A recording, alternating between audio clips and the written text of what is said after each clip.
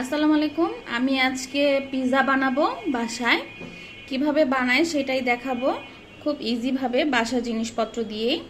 পিৎজার জন্য আমি ক্যাপসিকাম দেখুন এভাবে পাতলা করে স্লাইস করে কেটে নিয়েছি, আর একটা পেঁয়াজ এই যে ছোট করে এভাবে কেটে নিয়েছি, ভেঙে নিয়েছি এই যে। আর যেটা করেছি চিকেনটাতে আমি একটু পেঁয়াজ, একটু কাঁচা মরিচ, সয়া সস, একটু আদা রসুন বাটা দিয়ে হালকা অয়েল দিয়ে ভেজে নিয়েছি। আপনারা চাইলে টমেটো দিতে পারেন, আমি টমেটোটা দেইনি। আর এখন যেটা করব, আমি ইস্ট দিয়ে ময়দাটা ময়ান করে রেখেছি প্রায় 1 ঘন্টার মতো। আমি এখন আপনাদেরকে দেখাবো জিনিসটা।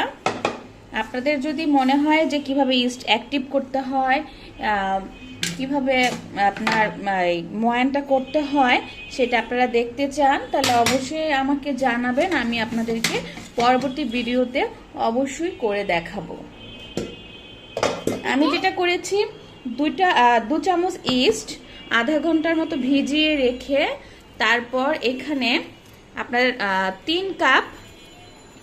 3 কাপ ময়দা নিয়েছি, এটার সাথে মিক্সড করে নিয়েছি প্রায় 1-1.5 ঘন্টা মিক্সড করেছি। দেখুন ফুলে গিয়েছে, একদম সফট হয়ে গিয়েছে।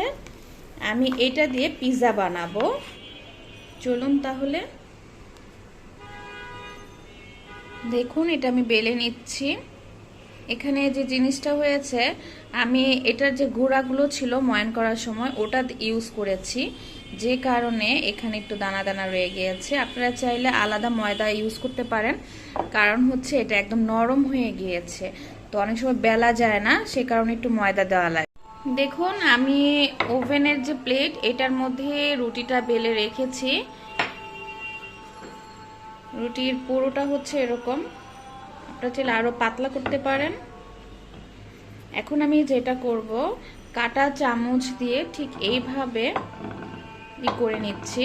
যদি বেশি ফোঁটা করেন তাহলে এটা বেশি ফুলবে না, তো আপনারা বুঝে এরকম আমার মতো করবেন। বেশি ফোঁটা করলে ফুলবে না, একটু শক্ত শক্ত রয়ে যায়।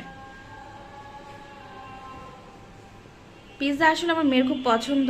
এই ভিডিও রেকর্ড করার সময় আমার মেয়ে এখানে বসে আছে, ওর খুব ভালো লাগে যখন আমি কোনো কিছু ভিডিও করি, বিশেষ করে এখন যেমন পিৎজা করছি, পিৎজাটা ওর খুবই পছন্দের। আচ্ছা, এটা করার পর এখন যেটা করব, আমি এটার মধ্যে টমেটো কেচাপটা দিচ্ছি। এটা আপনাদের খুশি মতো দিবেন।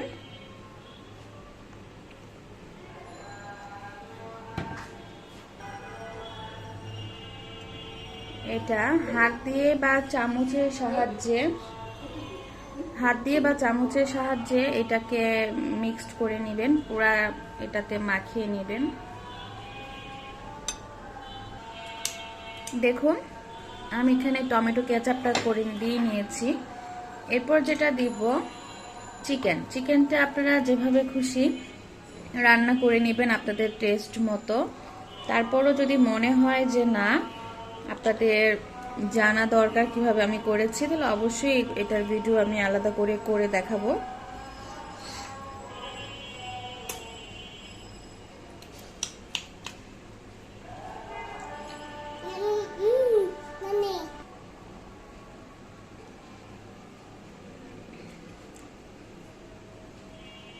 পিৎজাটা আসলে আপনাদের সম্পূর্ণ টপিংটা আপনাদের মন মতো দিবেন।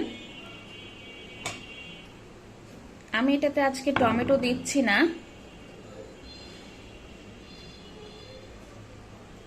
ক্যাপসিকাম দিচ্ছি শুধুই।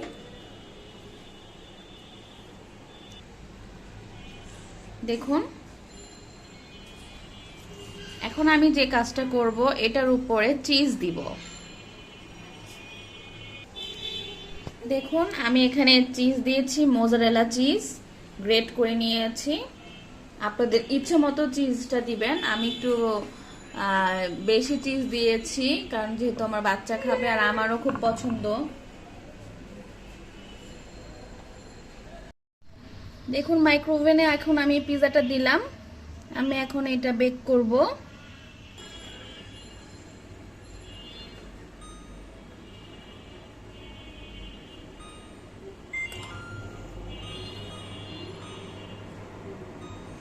আড়াই মিনিট দিলাম আমি। দেখুন হচ্ছে, অনেকটা ফুলে উঠেছে অলরেডি। আপনারা বুঝতে পারছেন কি না আমি দেখতে পাচ্ছি অনেকটা ফুলে গিয়েছে অলরেডি। এখন 1.5 মিনিট হয়েছে।